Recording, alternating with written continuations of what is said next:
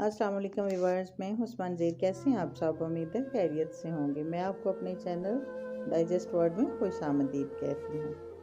आज हम पढ़ने जा रहे हैं वल असर की एपिसोड 16। तो आइए शुरू करते हैं।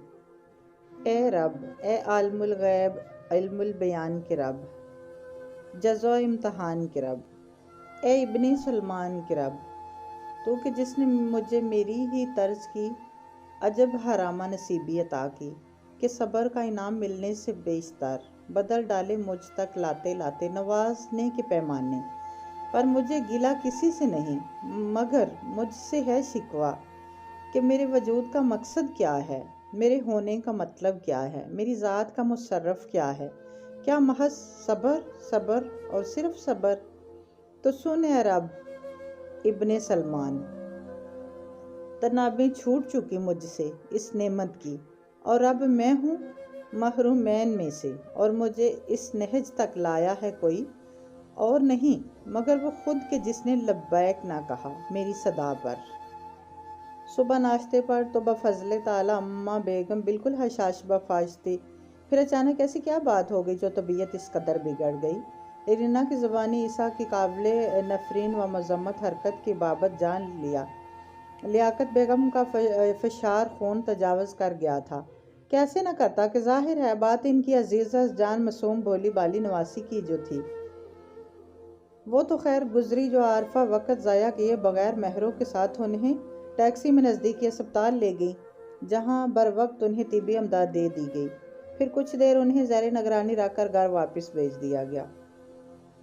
अपने अपने काम काज से लौटे गोशा आफियत के सब ही मर्दों के लिए लियाकत बेगम की यूं अचानक अस्पताल जाने की खबर अचंभे का बाइस थी।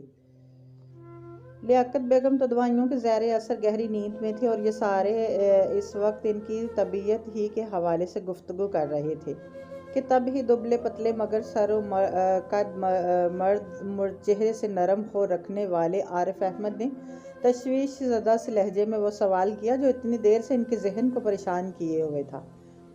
वो इस्तफसार ऐसा था कि जिसका सच्चा और सीधा जवाब आरफा उन्हें देना नहीं चाह रही थी, और झूठ गढ़ने को ज़मीर आमादा ना था। सो किसी कदर गड़बड़ाहट ज़दा से लहजे में बोलना चाहा।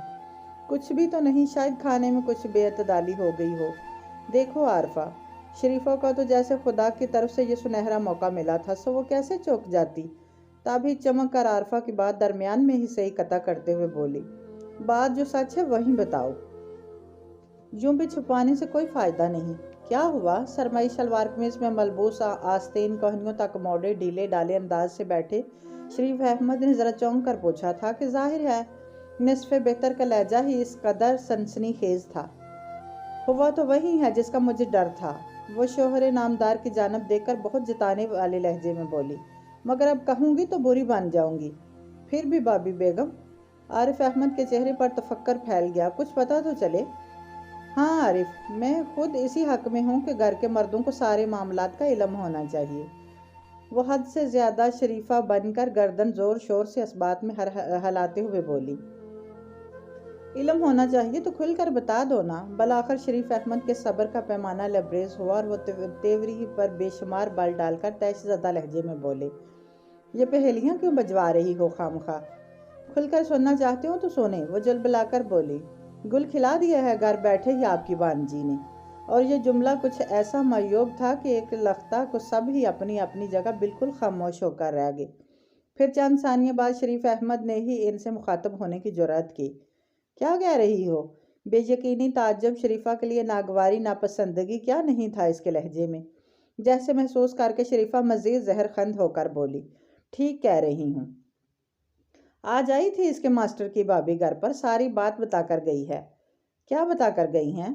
अब्बास जो इतनी देर से मसलहतन लब बस्ता बैठा था, यह सुनकर मज़ीद खामोश न रह सका, और मारे ज़बत के बेचैनी से पहलू बदल कर पूछा, यहीं के इतने दिन से मीसनी इश्क लड़ा रही थी इसके देवर से फ़ोन पर?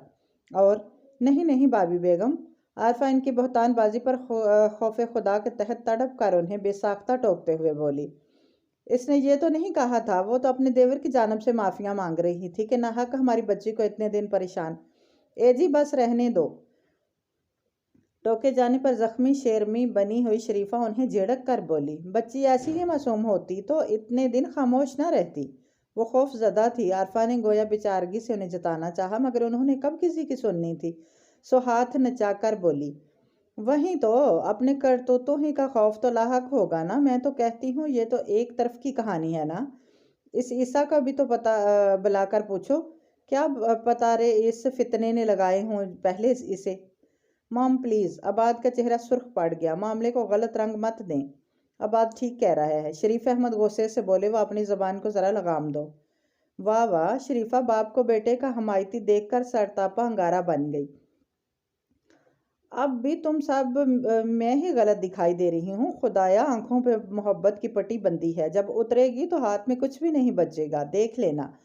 वो किसी गैर मकबूल पर अपने तिये बहुत माहिर इल्म नजूम की तरह जल बुनकर पेशन गोइयाँ करने लगी।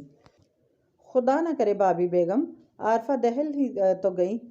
हाँ, खुदा तो ना करे, पर वो खुदा की बंदी तो कुछ ज़रूर करेगी। अब की बार वो जुमला हाजरीन की नज़रों पर चेहरों पर एक नज़र डालकर अपना लहजा तब्दील करके गोया इन सभी को समझाने की गरज से बोली, सारे में अगर ये बात फैल गई तो हमारी बच्चियों के लिए भी बड़ी मुश्किल हो जाएगी। इनकी ये बात बहुत हद तक माकूल थी, सो इस बार सभी सोच में पड़ गए। जानते हो एक इंसान का असल असासा क्या है? मतलाशी।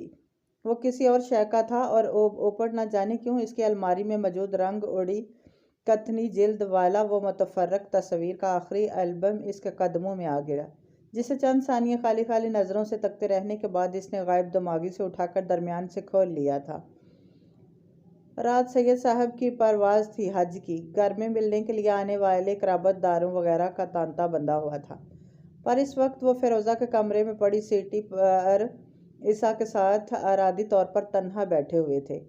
वो इनके इस गंभीर इस्तफसार पर इसने मुअद्दब अंदाज से मखसनफ़ी में सर हिला देने पर इक्तिफा किया था। इसके नेका माल। वो मुतानत से लब कुशा हुए। उम्दा इखलाक और पकीज़ा आदात।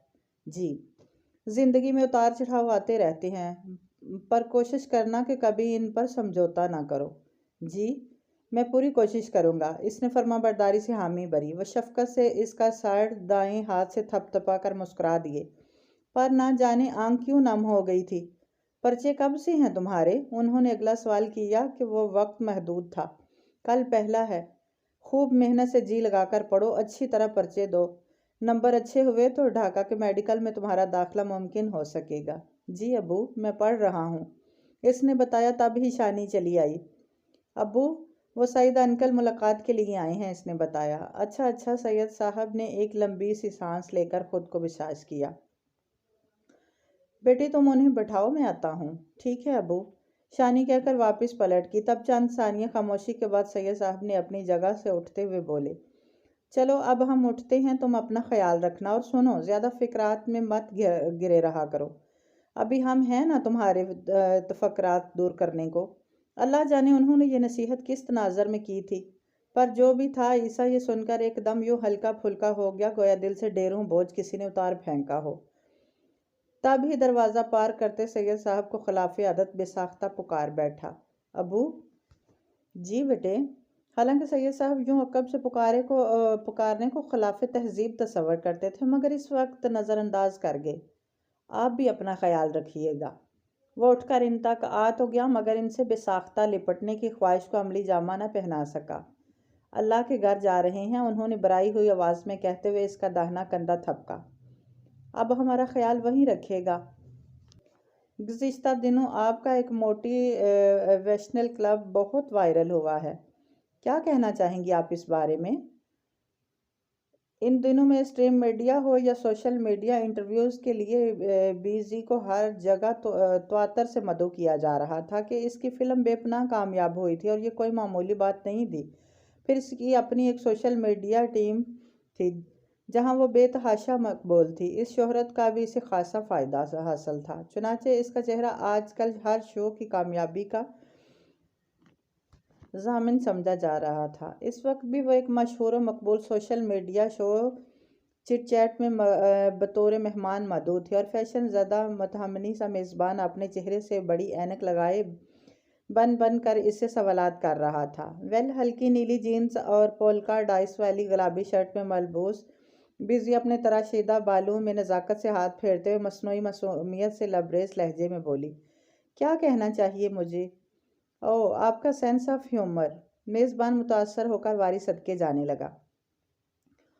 نو، اس نے جلدی سے ٹوکا۔ I mean seriously, I can't understand your questions. میزبان کے جیسا کہ اس کا نام بابر عرف بوبو تھا، دونوں ہاتھ اٹھا کر معذرت خواہانہ انداز سے کندھے اچکاتے ہوئے بولا، میرا مطلب ہے کہ جیسا آپ نے کہا، کیا واقعی سر آتش نے آپ کی لائف بدلنے میں اتنا ہی اہم کردار ادا کیا تھا؟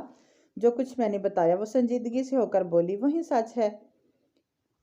کوئی مبالغہ رائی نہیں، میں اپنے نہ بولنے والے حالات اور بے تحاشا کوششوں کے باوجود مسلسل ناکامیاں دیکھ دیکھ کر سوسائڈ کرنے کا پورا ارادہ کر چکی تھی، انفیکٹ کرنے جا رہی تھی۔ سوری۔ اس نے آنکھوں میں در آئی نمی پوروں سے صاف کرتے ہوئے مسکرا کر کہا، یہ سر آتش ہی کی موٹیویشنل ویڈیوز تھی جو اس لمحے میرا سہارا بنی، اور ان کا یہ احسان میں زندگی بھر نہیں بھول سکتی۔ وہ لوگ جو موٹیویشنل اسپیکرز ہارش ریمارکس پاس کرتے ہیں۔ بزی خاموش ہوئی تو اسے بے پناہ عقیدت اور مصنوعی توجہ سے سنتا وہ از خود متاثر لہجے میں کیمرے کی جانب دیکھ کر بولنا شروع ہوا، انہیں تنقید کا نشانہ بناتے ہیں۔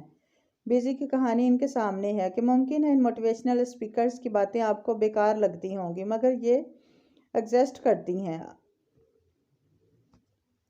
Am I right, busy? اس نے کیمرے سے نظر ہٹا کر اسے دیکھا۔ Absolutely. مام اتنا بھی غلط نہیں کہہ رہی، تمہیں فوراً ہی ساریسا کے بارے میں ہمیں بتا دینا چاہیے تھا، آخر اتنے دن خاموش رہنے کی کیا ضرورت تھی؟ گوشافیت میں آج ایک ہی موضوع ہر جگہ زہر بحث تھا۔ سرات اپنے بستر پہ لیٹی دوپٹے کے کونے سے اینک کے اد سے رگڑتی واصلہ ورا سے مخاطب ہو کر بہت سنجیدگی سے بولی تھی، ضرورت تھی واصلہ؟ بستر کی پشت سے کمر ٹکائے سوتے ہوئے چہرے والی ورا روحانسس لہجے میں وضاحت دیتے ہوئے بولی، کیا ضرورت تھی؟ واصلہ نے اینک صاف کر کے دوبارہ آنکھوں پہ جماتے ہوئے طنز آمیز سے پوچھا، میں بہت ڈر گئی تھی کہ گھر بھر میں خواہ ٹینشن پھیل جائے گی۔ وہ تو اب بھی ٹھیک ٹھاک پھیل گئی، واصلہ بولی، دادی بیگم کی حالت تمہارے سامنے ہے، انہی کا تو خیال تھا مجھے۔ وہ دفتن رو پڑی، حالانکہ اسے ان کا خیال کبھی بھی نہیں تھا، مگر فی الوقت اس دل میں ہوتی بے تحاشا دک دک کو آنسوؤں کی صورت باہر نکلنے کا رستہ بھی تو فراہم کرنا تھا۔ اچھا خاصا آباد بھائی اور مفتاح معاملہ رفع دفع کر کے آئے تھے۔ سائڈ ٹیبل پر پانی کی بوتل اور گلاس رکھے ہوئے رجا سلگتے ہوئے لہجے میں بولی، پھر پتہ نہیں ساریسا کی بھابھی کو کیا ضرورت پڑ گئی یہاں آ کر خواہ معافیاں مانگنے کی۔ واصلہ سامنے تپائی پر دھرا کریبل مرگ قسم کا ٹی وی کھولتے ہوئے بولی، اب وہ بیچاری تو اپنی طرف سے اخلاقی فرض نبھانے آ گئی ہوں گی نا، انہیں کیا پتا کہ یہاں سب لا علم ہیں؟ ہاں تو اگر لا علم تھے تو درست ہی تھا نا۔ رجا دوپٹہ اتار کر سرہانے کے ایک جانب رکھ کر سائڈ ٹیبل کی دراز سے خواتین ڈائجسٹ کا تازہ شمارہ برآمد کرتے ہوئے بولی، اب دیکھو کتنے غلط انداز میں بات پھیل چکی ہے گھر میں۔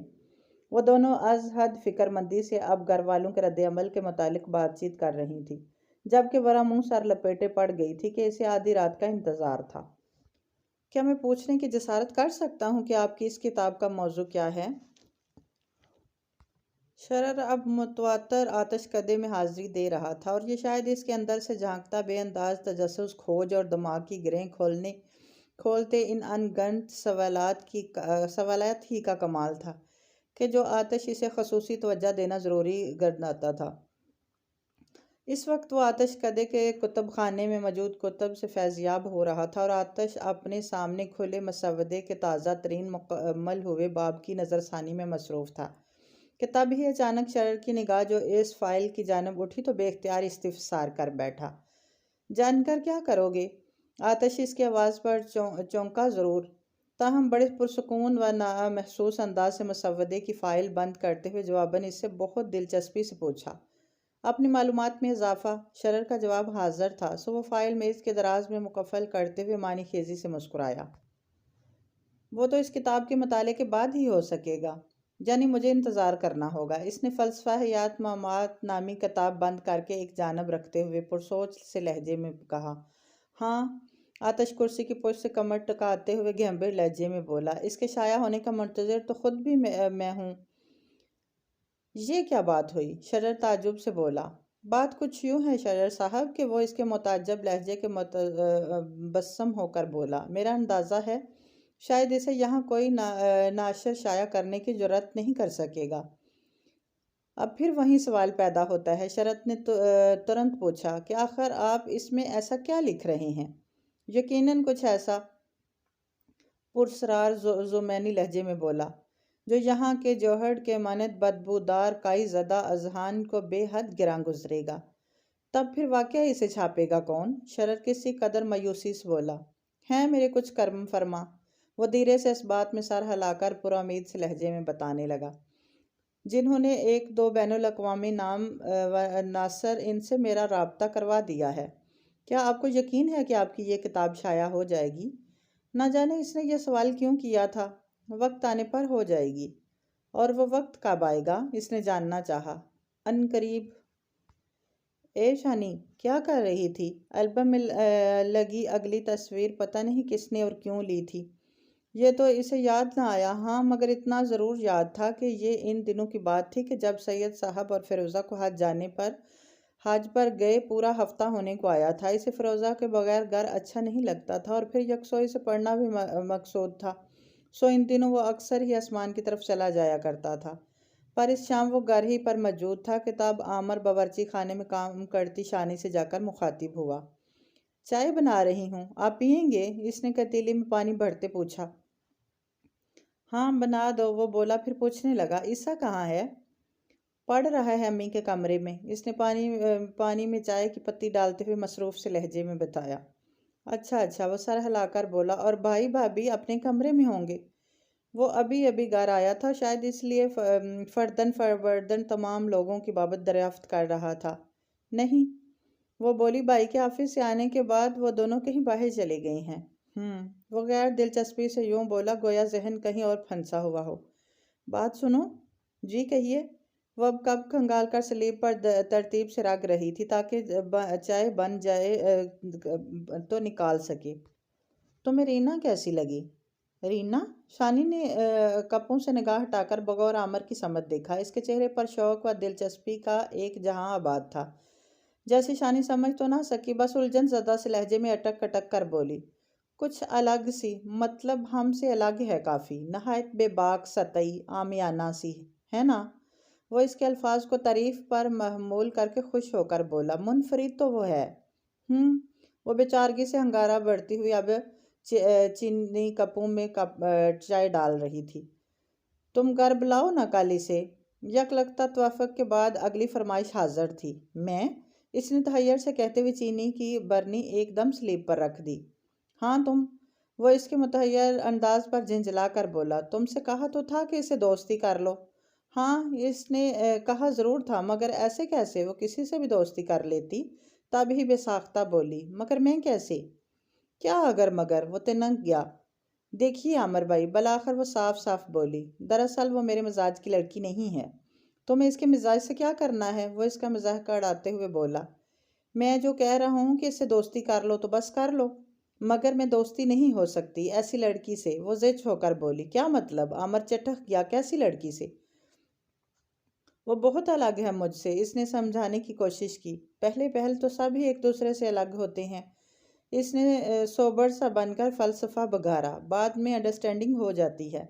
مگر مجھے کیا کرنا ہے اس سے انڈرسٹینڈنگ کر کے؟ وہ بدو واقعی نہیں سمجھ پا رہی تھی۔ دیکھو میری بات سنو۔ یک آنکھوں میں شفاق سی چمک بھر کر بولا، مجھ سے بحث کر کے تم اپنا ہی نقصان کر رہی ہو۔ تمہاری اطلاع کے لیے بتا دوں کہ تمہاری الماری سے ملا خط آج بھی میرے پاس محفوظ ہے۔ بیزی، او مائی گوش، یہ کیا کر دیا تم نے؟ فورچن پروڈکشن کی جانب سے 5 اسٹار میں دی جانے والی فلم کی کامیابی کی پارٹی میں شوبز سے متعلقہ لوگوں کی ایک بہت بڑی تعداد ایک دوسرے سے نمایاں نظر آنے کے خبت میں عجیب و غریب پہناوے زیب تن کیے موجود تھے۔ رنگوں کی برسات، مصنوعی قہقہوں کی بہتات، موسیقی، رقص، مشروبات، اس شام کو حسین تر بنانے والے سارے ہی لوازمات موجود تھے یہاں۔ कैमरों की चकाचौंध चारों जानब फैली हुई थी। बज़रिया सोशल मीडिया अक्सर सेलिब्रिटी अपने अपने पल से अपने परस्तारों को बखबर रखने की दौड़ में भागते भागते हलकान थे, जबकि सरतापा लचकदार सुनहरी गाउन में लिबास से मुशाबा बिजी का मुसर्रत से तमतनाता चेहरा निगाह महफिल बना हुआ था।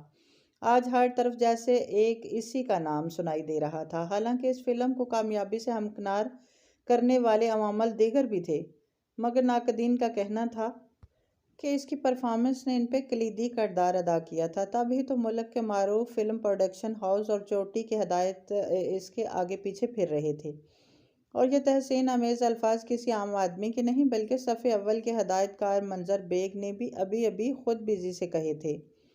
वो एक वक्त वो भी था कि इसके दौड़े जदोजहद में इसी मंजर बेग ने एक ऑडिशन में इसे बुरी तरह मुस्तरद कर दिया था, और ये गैर अहम वाक़या शायद मंजर बेग को याद भी ना रहा हो, मगर बिजी को आज भी पूरी जज्बात के साथ याद था।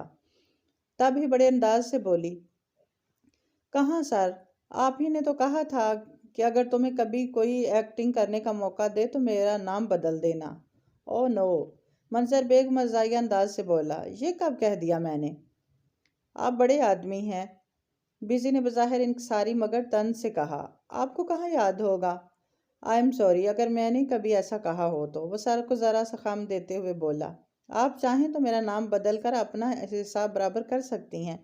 मंजर बेग की इस बात पर एक ज़बरदस्त कहका पड़ा। हाँ बताओ बिजी, फसीह खान लुत्फ लेने वाले लहजे में बोला। फिर क्या नाम दे रही हो बेग साहब को? मेरा ख्याल है कि मंजर बेग से बदल कर लाल बेग रख दो। यह मजाक शाह साहब ने किया था, जिस पर पहले से कहीं ज़्यादा ज़ोर शोर से कहके लगाए गए थे। शाह साहब कोई मामूली आदमी नहीं बल्कि बहुत बड़े फाइनेंसर थे। क्यों मेरा करियर शुरू होने से पहले ही ख़त्म करवा देना चाहते हैं आप सर? बिजी शाह साहब से मुखातिब होकर बोली। मेरा दिमाग ख़राब है जो इन जैसे बड़े आदमी से पंगा लूँ। पंगा ना सही, मंजर बेग मुस्कुरा कर बोला, एक स्क्रिप्ट लिखा है मैंने, तुम मुझसे वो ले लो। क्या आप मुझे अपनी कोई फ़िल्म ऑफ़र करना चाहते हैं? बिजी बहुत भरपूर अंदाज से मुस्कुरा कर बोली। कोई नहीं, अपनी सबसे ख़ास फ़िल्म।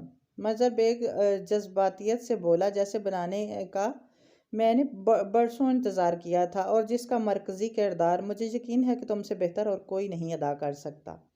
और मंजर बेग की ये ऑफ़र नहीं, अगले दिन शोबिज़ इंडस्ट्री से वाबस्ता ज़बरदस्त ब्रेकिंग न्यूज़ थी। साथिया जानिया कच्चे धागे प्यार की न तोड़ना, तेरे बिन नहीं लगता मेरा दिल डोलना। रश के चमन, मैं अभी तुम्हारी ही तस्वीर में खोया हुआ था कि तुम्हारा फ़ोन आ गया। जानती हो तुम सरापाए जाम हो, अंग अंग में सरूर मस्ती है तुम्हारी। वो सारे शहर में बेमकसद गाड़ी दौड़ाकर कुछ ही देर कबल घर लौटा था। खाने से ज़्यादा इसे पीने की तलब थी, और इस वक्त वो टेरेस पर रखी छोटी सी लकड़ी की मेज़ पर धरे पेशे कीमत वलायती मशरूब से अपनी प्यास बुझाने में मशगूल था कि तभी वरा की कॉल इसे मसूल हुई। आज तो इसके हिसाब से योम जश्न था कि अपनी राह में हायल कांटा उन्होंने बड़ी महारत से निकाल फेंका था। सो इसने इसी तनाज़र में वरा से गुफ्तगू का आगाज़ करते हुए मखमूर से लहजे में कहा, सिरा प्लीज़ कभी तो सीरियस हो जाया करो। इसके बहके से लबो लहजे ने ज़ाहिर है कि वरा के पूरे वजूद को सनसना दिया था। ताहम इस वक्त इसे अपने घर में जिस सूरत हाल का सामना था वो ज़्यादा देर इसके कैफ़े मस्ती भरे जुमलों से लुत्फ़अंदोज़ ना हो पाई और बेख्तियार इसे टोक बैठी। मैं बहुत सीरियस हूँ, वो हंस कर बोला, इतना कि तुम्हारे लिए किसी की भी जान ले सकता हूँ।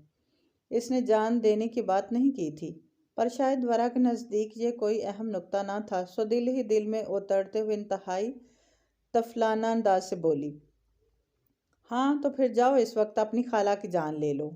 खाला की जान ले लूँ? इसने ताज्जुब से दोहराया। कौन सी खाला? वही ना जो सरीसा की भाभी हैं। क्यों? वो भरपूर अंदाज से चौंका। उन्होंने क्या बिगाड़ दिया तुम्हारा? आखिर उन्हें क्या ज़रूरत थी हमारे घर आकर सारी ईसा की जानब से माफ़ियाँ मांगने की? वो खफगी भरे लहजे में बोली, और सहराब जो ईसा का किस्सा अपनी दांत में वरा के हाथों दफन कर चुका था, एक बार फिर इसके मुंह से इसे नापसंदीदा हस्ती का जिक्र सुनकर कड़वे से लहजे में बोला, क्या कह रही हो? ठीक ही तो कह रही हूँ, वो तेज़ होकर बोली। अच्छा खासा आबाद भाई और मिफ्ता जाकर इनकी तबीयत साफ कर आए थे। घर में किसी को कुछ पता नहीं था। अब तुम्हारी खाला ने आकर हमारा बना बनाया काम बिगाड़ दिया। पर हुआ क्या है, वो बेजारी से बोला। इतनी टेंशन फैल गई है यहाँ। वो बोली, नानी बेगम की तबीयत बिगड़ गई, जिंदा तो है ना? वो कफस ज़दा लहजे में बोला। तुम समझ नहीं रहे शायद। वरा को अंदाज़ा हुआ वो लेडी शरीफा जो है ना, वो इस बात को बहाना बनाकर मुझ पर तरह तरह की पाबंदियाँ लगवा सकती हैं। ओह, गिलास मेज़ पर लुढ़का कि वो इस तरह सीधा होकर बैठा, गोया ज़ुबान कभी जाम के जायके से आशना हुई ही ना हो। हाँ ना, वो बोली, इसीलिए तो गुस्सा आ रहा है मुझे तुम्हारी खाला पर। खाला पर गुस्सा तो अब इसे भी आ रहा था। वाकई क्या ज़रूरत पड़ गई थी उन्हें आखिर वरा के घर जाने की? अच्छा तुम फिक्र मत करो। चंद सानिये सोच विचार करने के बाद वो शातराना लहजे में बोला, अगर ऐसा कुछ भी हुआ तो तब की तब देखी जाएगी। बस इतना यकीन दिला दो कि तुम मेरा साथ दोगी ना। ये भी कोई पूछने की बात है? वह इसके तमाम दलासों पर मुतमईन सी होकर कदरे शर्मा कर बोली, मैं हमेशा तुम्हारे साथ हूँ। भाभी, ये रीना है मेरी दोस्त। वो इस आखिरी एल्बम की अगली तस्वीर में खो रहा था, जहाँ इसके घर के ड्राइंग रूम के तबीज़ नीले सोफे पर नारंगी चमकीले जोड़े में मलबूस रीना बड़े अंदाज से बर्जमान थी। वो इसके बराबर में गैर आरामदह अंदाज से बैठी शानी अभी अभी वार्ड होने वाली फरा से गोया बदन ख्वास्ता से मुतारफ़ करवा रही थी। तुम्हारी कौन सी दोस्त है ये?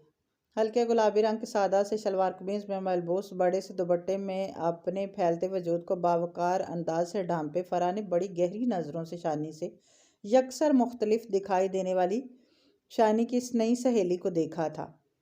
इन्हें हमने पहले तो कभी नहीं देखा। शानी के जिसने पहले ही बहालत मजबूरी से मदऊ किया था, वो फरा की इस बात पर कुछ खफीफ सी हो गई। मगर रीना, वो बड़े इत्मीनान से मुस्कुराकर बोली, पहले नहीं देखा पर आज तो देख लिया ना। हाँ, ये भी दुरुस्त है।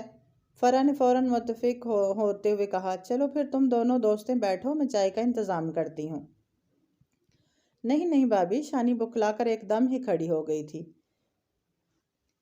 वो इनके साथ तन तनहा बैठने के तस्वर ही से आप बैठे, चाय मैं लेकर आती हूँ, इसने कहा और बिना फरा का जवाब जाने स्वरत से ड्राइंग रूम अबूर कर गई।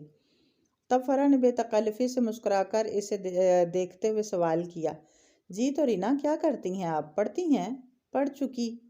और जो सामने लगी पेशे कीमत पेंटिंग को बगौर देख रही थी, झटके से बोली, माशाल्लाह। फरा ने अजीब सी निगाहों से इसे देखते हुए कहा, क्या पढ़ा है? मास्टर्स। मुस्कुराकर सरीहन इसने झूठ बोला था। गुड, फरा बोली, रहायश यहीं करीब ही है आपकी? हाँ, ज़्यादा दूर नहीं है हमारा घर। इसने तो फाखर से गर्दन उकड़ाकर यूँ बताया गोया जताना चाहती हो कि हम भी इस महंगे इलाके में रहते हैं।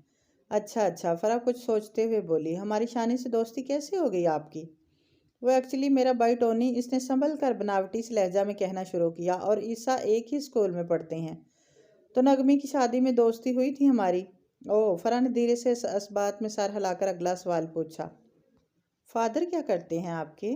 बिजनेसमैन है, वो निपे तले से लहजे में बोली, पूरे पाकिस्तान में बिजनेस फैला है इनका। किस चीज़ का बिजनेस? फरा ने दिलचस्पी से पूछा। ड्राई फ्रूट्स का, इसने खुश्क लहजे में बताया कि वह इनके सवालात जवाब भुगताने तो यहाँ नहीं आई थी। माशाल्लाह, फरा ने मतानत से कहा। तब ही रीना बज़ाहिर नरम मगर उखड़े हुए लहजे में बोली, अम्मी के बारे में नहीं पूछा आपने? जी, फरा ने ताज्जुब से पूछा। वो आप मेरा इंटरव्यू ले रही हैं ना, तो मैंने सोचा आपको याद दिला दूं कि अभी तक आपने अम्मी के बारे में नहीं पूछा। ये चाय। फरा अभी ये सोच ही रही थी कि रीना की इस बात पर जवाबन क्या कहें, तब ही चाय और लवाजमात की ट्रे उठाई शानी चली आई। शानी, अपने फ्रेंड के साथ बैठो। इसकी आमद पर फरा फिलफौर अपनी निशस्त से उठकर खड़ी हुई थी। मैं ज़रा अरसल को देख लूँ, कहीं जाग ना गया हो, वो कहकर बिना रीना की जानब देखे ड्राइंग रूम अबूर कर गई थी। रीना को खासी सुबकी महसूस हुई। तब ही खुरदरे लहजे में बेसाख्ता बोली, अजीब है तुम्हारी भाभी। अजीब? शानी को बेहद मायूब महसूस हुआ था इसका यह तबसरा। जैसे रीना फ़ौरन ही बामकर फ़ौरन से बेशतर लहजा बदल कर बोली, मतलब बहुत प्यारी हैं, बहुत सादा मिसनी और मासूम सी, बिल्कुल तुम्हारी तरह। आप ये समोसे लीजिए। शानी इसके ताज़ा तरीन बयान से कतन मुतासर ना हुई और मेहमानदारी भुगताने वाले लहजे में बोली, तुमने बनाए हैं? इसने फ़ौरन ही एक समोसा उठाकर कुतरना शुरू कर दिया था।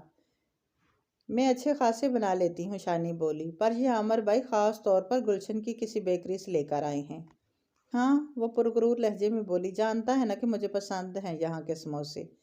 ویسے ہیں کہاں وہ؟ گھر پر ہیں، شانی نے کسی قدر ناگواری محسوس کرتے ہوئے بتایا۔ مجھ سے ملنے نہیں آ رہا؟ اب شانی اس پر کیا کہتی؟ سو کچھ دیر بعد رینا خود ہی بولی، ڈرپوک کہیں کا۔ لڑکیاں اگر ماں باپ کے گھر بیٹھی ہوں تو بھی ایسے نازک معاملات پر انہیں بیاہنے کی تیاری شروع کر دی جاتی ہے، اور یہاں تو وہ بیٹھی بھی ہمارے سروں پر ہے۔ ذرا سی بھی اونچ نیچ ہو گئی تو سارا خاندان ہم پر تھو تھو کرے گا۔ شریفہ کے ہاتھ تو قسمت سے مکہ لگا تھا، سو وہ کیوں ذرا سی بھی کوتاہی برتتی؟ لہٰذا دل و جان سے لمحہ بھی ضائع کیے بغیر اس ورا نامی خار کو اپنے گلشن سے اکھاڑ پھینکنے کے مشن پر گامزن تھی۔ اب اور کوئی چاہے ان کی بات سنتا یا نہ سنتا، شریف احمد تو مجبور تھے، سو وہ رات گئے بڑے اہتمام سے ان کو ہی سنانے میں لگی ہوئی تھی۔ اور پھر سچ تو یہ تھا کہ ان کے دلائل، اندیشے یا خدشات ایسے بے نیاز نہ تھے، سو شریف احمد انہیں ٹوکے بنا بلے بیزاری سے ہی صحیح پر سامنے ٹی وی پہ لگی خبروں کا گلا دبا کر سننے گئے، اور ان کے اس عمل کو غیبی اشارہ سمجھ کر وہ مزید زور و شور و جذبے سے اپنی کہے گئی، نہ صرف کہے گئی بلکہ زندگی میں پہلی بار شریف احمد سے اپنے موقف کی تائید بھی طلب کی۔ آپ ہی بتائیے، کیا میں غلط کہہ رہی ہوں؟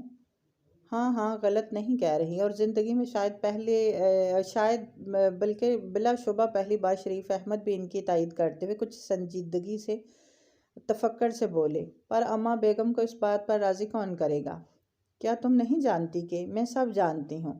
آدھا مارکا تو انہوں نے سر کر ہی لیا تھا، تب ہی شادی مرگ کسی کیفیت میں ضرورت سے زیادہ پراعتمادی کا مظاہرہ کرتی ہوئی بولی، اور اب آپ بھی یہ بات اچھی طرح جان لیں کہ اماں بیگم کو اس بات پر راضی آپ ہی نے کرنا ہے۔ جوان بچی ہے آپ کی، اگر ورا کی یہ بدنامی اس کے راستے میں حائل ہو گئی تب آپ کیا کریں گے؟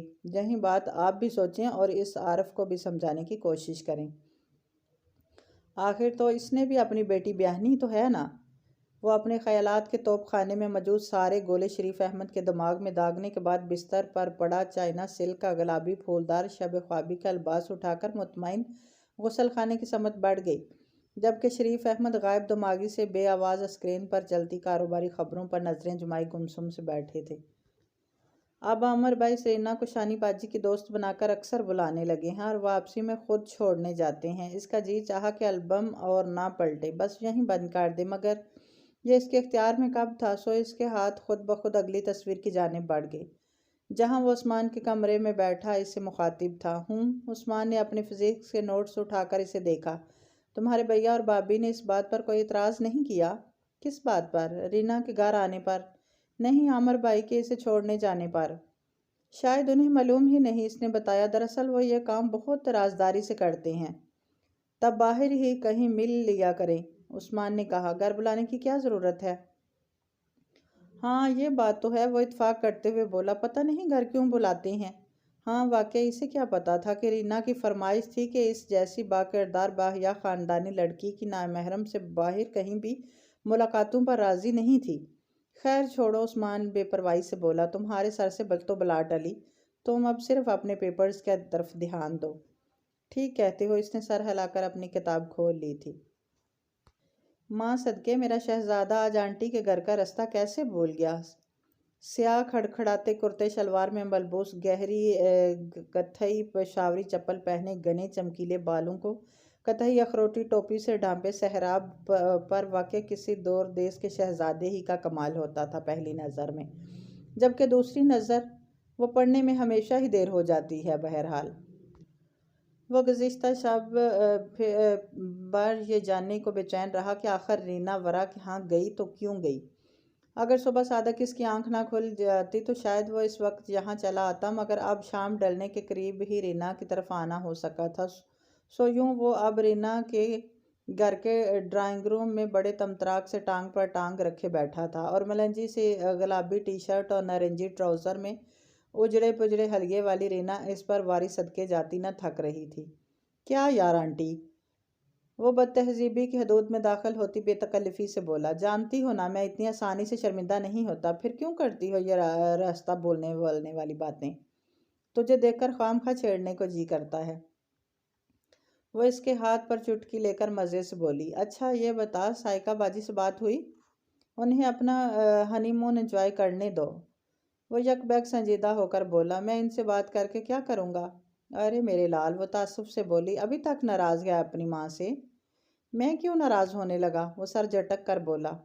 سب جانتی ہوں، منور اٹھے اس لہجے میں بولی، اسے جیسے اپنے سمجھانے کا اثر اس پر نہ ہوتے دیکھ کر خفا ہو۔ سائقہ بازی کے نئے شوہر کو تو نے اب تک قبول نہیں کیا نا۔ کتنوں کو قبول کروں؟ وہ استضائیہ لہجے میں بولا۔ جہاں میں قبول کرتا ہوں وہاں وہ کپڑوں کی طرح شوہر بدل لیتی ہے۔ اے ہے، وہ اس کی ٹانگ پہ ہاتھ مار کر بولی، تو ماں کے درد کو سمجھ، بیچاری ہر بار دھوکہ کھا جاتی ہے، اس کے نصیب میں شوہر کا سچا پیار ہے ہی نہیں۔ شہنشاہ عالم، گوہر نیاب اور ملکہ زرتاشا کہاں ہیں؟ اس نے غالباً سائقہ کے ذکر سے بیزار ہو کر عادتاً رینا کے بچوں کے پورے پورے نام لے کر دریافت کیا۔ شاہ کے تو سر میں درد تھا، اپنے لختے جگر و نوران نظر کو ذکر آ جانے پر رینا کے لب و لہجہ میں چاشنی سی گل گئی۔ بیچارہ میرا بچہ، پڑھائی بھی تو دن رات کرتا ہے، میں نے ہی ابھی دعا دے کر سلایا ہے۔ گوگو کمبائن اسٹڈی کے لیے دوست کے گھر گئی ہے اور بیبی نہا رہی ہے، تو بتا کیا کھائے گا؟ کچھ نہیں کھانا، وہ بے دلی سے بولا، بس قہوہ پلا دو۔ اور وہ تمہارا بدماش دیور، وہ گھر پر نہیں ہے کیا؟ وہ متجسس ہوا۔ آج کل منہ چھپاتا پھر رہا ہے۔ وہ بڑے بھرپور انداز سے مسکرائی۔ کیوں، کیا ہوا؟ اس نے تجاہل عارفانہ بڑھتے ہوئے پوچھا۔ اپنی اسٹوڈنٹ پر ڈورے ڈال رہا تھا، پکڑا گیا تو سارا الزام تجھ پہ لگانے لگا۔ وہ آنکھیں گھما گھما کر چغل خور انداز سے بولی۔ مجھ پر؟ وہ محتاط سا ہو کر بیٹھ گیا۔ وہ کیسے؟ شاید تیرے کسی دوست کی کزن ہے وہ لڑکی، وہ تفصیل بتانے لگی۔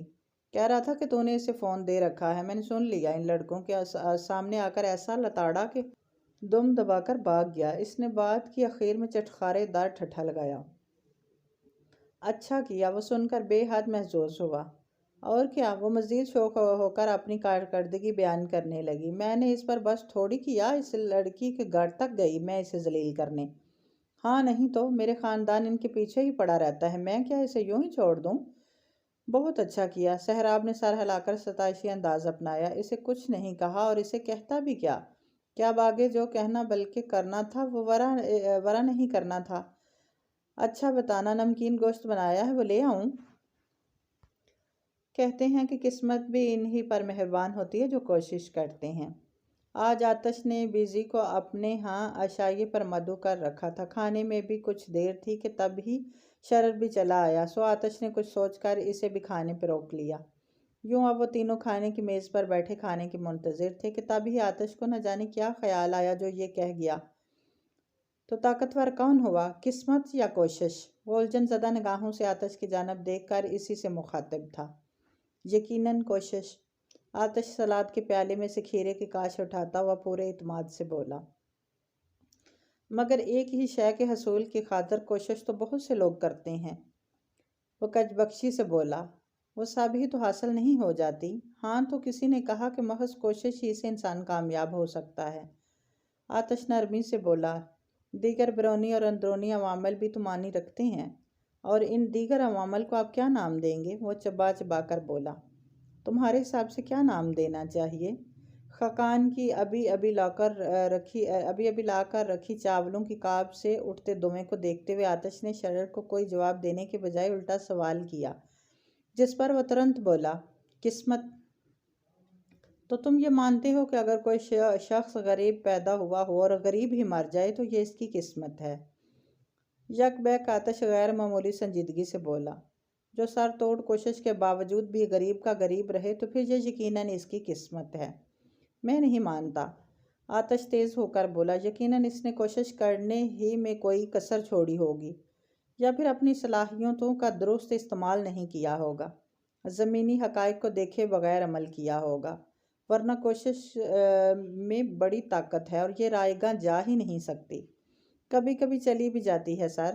شر پھیکے سے انداز میں مسکرا کر بولا۔ ساری کوشش، ہر عمل، سب اکارت ہو جاتے ہیں، اور یہ سب اگر قسمت میں نہیں لکھا ہو تو پھر ہوتا ہی کیوں ہے؟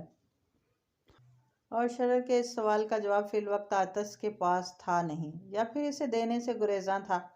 اس کا اندازہ لگانا دشوار تھا۔ ہاں مگر یہ ضرور تھا کہ ذرا سی جھنجھلاہٹ اس کے چہرے پر نمودار ہو کر فوراً ہی غائب ہو گئی تھی۔ تب ہی بیزی جو اتنی دیر سے خاموش بیٹھی آپ نے انسٹا پر آئے ڈی ایم دیکھ رہی تھی، مگر ظاہر ہے کہ سمایت یہیں تھی۔ سو فون ایک جانب رکھتے ہوئے شرر کی جانب دیکھ کر گھمبڑتا سے بولی، شاید اس لیے کہ ہم پہلے سے زیادہ محنت کریں اور پھل تب تک نہ ملے تو آتش جیسا راہ نما مل جائے تو محنت کا پھل بھی مل ہی جاتا ہے۔ بزی بہت مزے سے بولی، پر آتش نے اسے ٹوک دیا۔ میں تمہارے ان الفاظ کی قدر کرتا ہوں، وہ بولا، مگر یہ بات بھی اپنی جگہ درست ہے کہ دو الگ الگ مقامات پر کھڑے لوگ کامیابی کی منزل کو علیحدہ علیحدہ زاویے سے دیکھتے ہیں۔ جو ابھی تم کہہ رہی ہو، ممکن ہے شرر کو یہ نکتہ ابھی آسانی سے سمجھ نہ آ سکے۔ در در کی خاک چھان کر آیا ہوں سر آتش، وہ گہرے لہجے میں بولا۔ کامیابی کے یہ کتابی فلسفے آسانی سے میری سمجھ میں آ بھی نہیں سکیں گے۔ کھانے کا کمرہ جوں کہ باورچی خانے کے نزدیک ہی تھا، سو ان کی آوازیں بآسانی اندر سنائی دے رہی تھیں۔ دیگر تو مکینیکی انداز میں اپنے اپنے کام سر انجام دینے میں مصروف تھے، ہاں مگر خولا وہ نہ جانے کیوں سرتاپا اضطرار بنی ہوئی تھی، دھیان بھی کہیں اور تھا۔ تب ہی تو 2 بار خاقان کے ٹوکنے کے باوجود ایک بار پھر سالن کا پیالہ اٹھا کر بے قراری سے کھانے کے کمرے کی سمت بڑھنے لگی تھی۔ اے رکو! اس بار خاقان بے طرح چڑھ کر ایک ہی جوست میں اس کے نزدیک آ کر اسے بے طرح جھڑکتے ہوئے بولا، ایک بار کی بات تمہاری سمجھ میں نہیں آتی؟ تمہارا کام صرف کھانا پکانا ہے، اسے اندر لے کر میں جاؤں گا۔ میں اگر پکا سکتی ہوں تو لے جا بھی سکتی ہوں۔ پتہ نہیں اس میں اتنی جرأت کیسے آ گئی جو وہ یہ بات خاقان سے کر گئی۔